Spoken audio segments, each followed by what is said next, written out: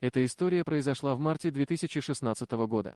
Бездомный человек по имени Маркус вошел в кафе под названием Эйбис Кафе в городе Миннеаполис, штат Миннесота. Он посмотрел прямо в глаза Сесси Абигейл, которая была владелицей кафе, и попросил дать ему немного денег.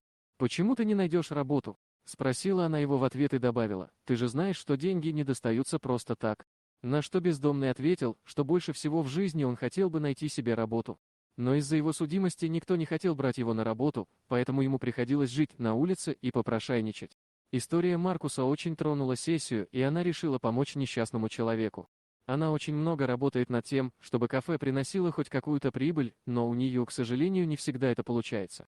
Поэтому, когда в тот день Маркус зашел в ее кафе и рассказал историю своей жизни, она была тронута до глубины души. В кафе было много работы, Сесия не успевала совсем справляться одна, но нанять помощника у нее не было дополнительных средств.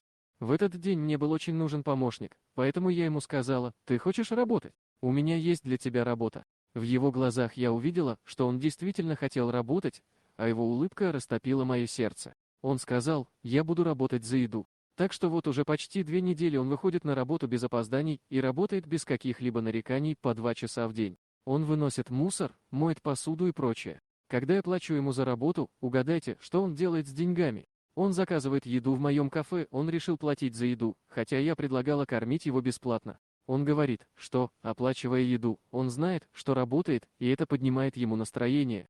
Благодаря своей новой работе, Маркус вернул себе прежнюю уверенность, и теперь он новый человек. Совершайте добро для нуждающихся и не судите плохо о бездомных только потому, что они просят денег. Мы ведь не знаем, как с ними распорядилась судьба. Некоторые из них определенно заслуживают еще одного шанса в жизни.